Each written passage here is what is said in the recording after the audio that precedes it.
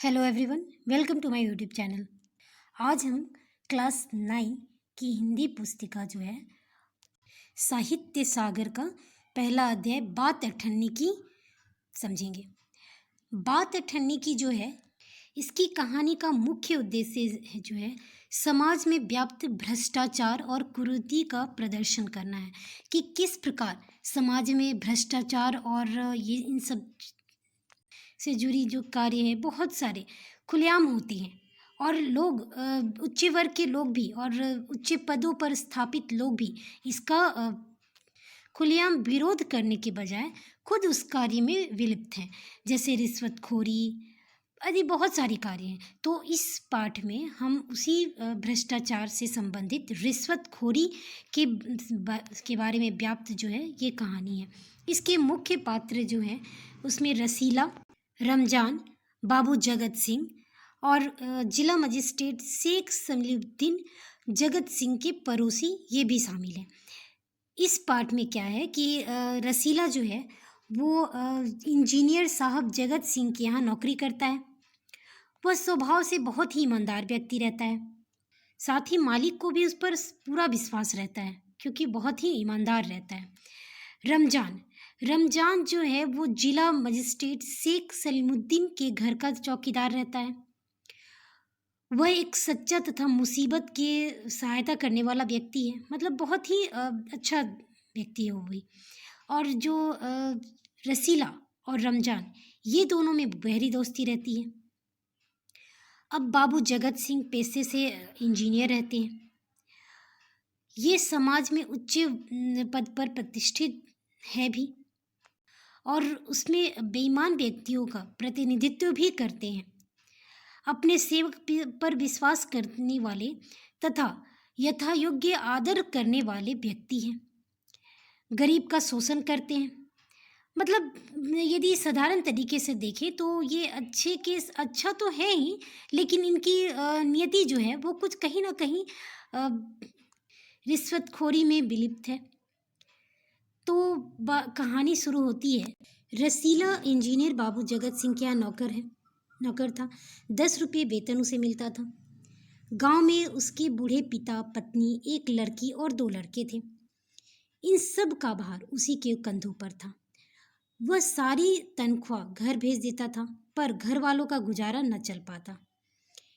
उसने इंजीनियर साहब से वेतन बढ़ाने के लिए बार बार प्रार्थना की, पर वह हर बार यही कहते, अगर तुम्हें कोई ज़्यादा दे तो अवश्य चले जाओ, वे तनख्वाह नहीं बढ़ाएंगे। अर्थात उनका कहने का एक ही उद्देश्य था कि तुम छोड़ सकते हो लेकिन मैं पैसे नहीं बढ़ाऊंगा, चाहे तुम्हारे ऊपर कितने भी खर्च हो और तुम उसे संभाल पाओ या ना पाओ, ये तुम्हारी मर्जी। तुम्हें काम छोड़ना है तो छोड़ के चले जाओ। वह सोचता, यहाँ इतने सालों से हूँ, अमीर लोग नौकरों पर विश्वास नहीं करते, पर मुझ पर यहाँ कभी किसी ने संदेह नहीं किया।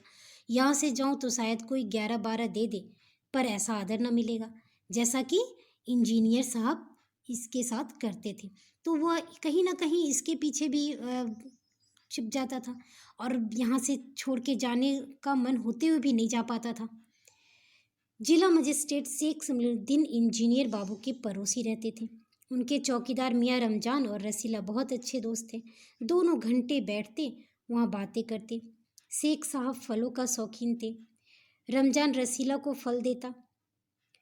इंजीनियर साहब को मिठाई का शौक था। रसीला रमजान को मिठाई देता। एक दिन रमजान जो है रसीला को उदास देखकर कारण पूछता है, तो रसीला छिपाता है। फिर रमजान ने कहा, कोई बात नहीं, तो खाओ सौगंध। रसीला ने रमजान का हट देखा तो आंखों भर आई और बोला, घर से खत आया है, बच्चे बीमार हैं और रुपया नहीं है, तो मालिक से पेशगी मांग लो। रमजान कहते हैं वह पैसा नहीं दूंगा। रमजान ने ठंडी सांस ली। उसने रसीला को ठहरने का संकेत दिया और कोठरी में चला गया। थोड़ी देर बाद उसने कुछ रुपये रसीले के हाथ में पकड़ा दिया। रसीला के मुंह से एक शब्द भी ना निकला। सोचने लगा, बाबू साहब की मैं इतनी सेवा की, पर सुख दुख में उन्होंने साथ न दिया। रमजान को देखो, गरीब है परंतु आदमी नहीं देवता है, ईश्वर उसका भला करे। रसीला के जब बच्चे ठीक हो जाते हैं तो वो रमजान को कर्ज भी चुका देता है। केवल 8 आने बाकी रह गए। रमजान ने कभी भी पैसे न मांगे, फिर भी रसीला उसके आगे आंख न उठा पाता था, क्योंकि रसीला जो था ना बहुत ही नेक दिल वाला था। उसे किसी के 1 रुपये भी लेना बर्दाश्त नहीं होता था, और वो तो उसके दोस्त ने उसे उधारी दिए थे, तो उसका चुकाना भी उसके लिए उतना ही आवश्यक था। एक दिन की बात है, जगत बाबू किसी कमरे में बात कर रहे थे कि रसीला ने सुना इंजीनियर बाबू कह रहे थे, बस 500, इतनी सी रकम लेकर आप मेरा अपमान कर रहे हैं। हुजूर मान जाइए, आप समझें अपने मेरा काम मुफ्त किया है। रसीला समझ गया कि विधवा रिश्वत ली जा रही है, क्योंकि इतने दिनों से रसीला जब इस इंजीनियर से घर में काम कर रहा था, तो उनके सारे हाव भावों को वो अच्छी तरह से समझ जाता था कि किस विषय पे बातचीत हो रही है, और सोचता है कि मैं सारा दिन मजदूरी करता हूँ, तब महीने में बस 10 रुपये हाथ आते हैं। वह बाहर आया और रमजान से सारी बातें बता दी। रमजान बोला, बस इतनी सी बात? हमारे शेख साहब तो उनके भी गुरु हैं। आज भी एक शिकार फंसा है, 1000 से कम तय ना होगा।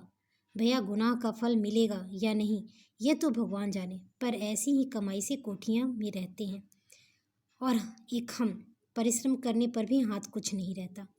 रसीला सोचता है, मेरे हाथ में सैकड़ों रुपये निकल गए, पर धर्म न बिगाड़ा। एक एक आना भी उड़ाता तो काफ़ी रकम जुड़ जाती। अर्थात रसीला का सोचना था कि जिस तरह से इंजीनियर साहब पैसे रिश्वत में लेते हैं, उससे यदि एक एक पैसा भी मैं लेता तो मैं कितने सारे कमा लेता। लेकिन उसके मन में जो थी, इस तरह की गंदगी नहीं थी, बहुत ही ईमानदार था वह। इतने में इंजीनियर साहब ने उसे आवाज़ लगाई, रसीला दौड़ कर 5 रुपये की मिठाई ले आ। रसीला ने 4.5 रुपये की मिठाई खरीदी और रमजान को अट्ठानी लौटाकर समझा कि कर्ज उतर गया।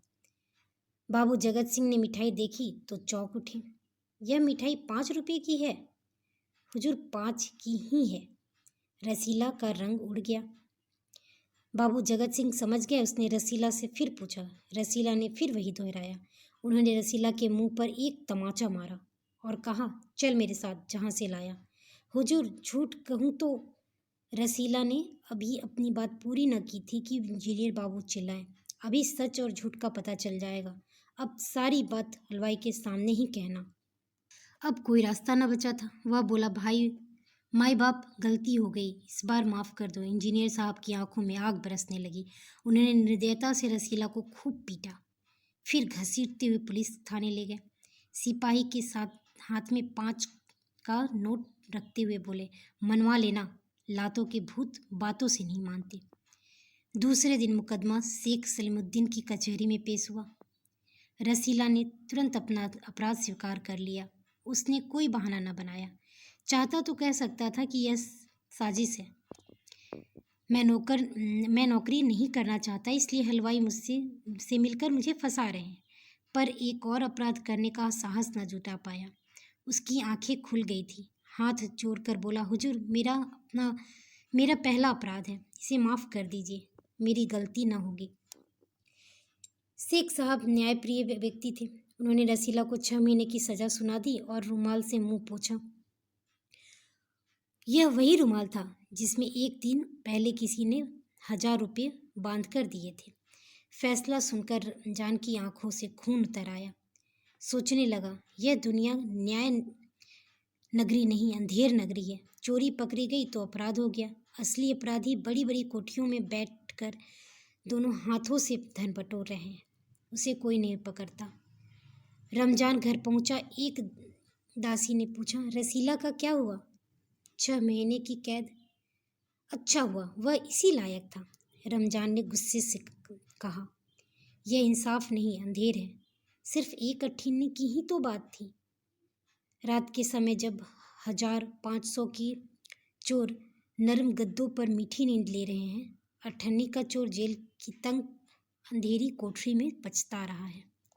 इस कहानी के माध्यम से लेखक ने जो है समाज में व्याप्त जो बुराइयां हैं, रिश्वतखोरी है, जितनी भी गंदगी है उन सब को उजागर करने का प्रयास किया है कि ऊंचे लोग और उच्च प्रतिष्ठा पर विराजमान लोग को इन सारी बातों से कोई फ़र्क नहीं पड़ता और उनके लिए इसके कोई नियम कानून नहीं है। लेकिन वहीं गरीब मजदूर एवं निम्न वर्ग के लोग जो अपनी मुसीबत के समय और अपनी परेशानियों से, अपनी परिस्थितियों से विवश होकर यदि मालिक के यहाँ कुछ करते भी हैं, यदि छोटी सी गलती भी उनके लिए बहुत बड़ी सज़ा बन जाती है।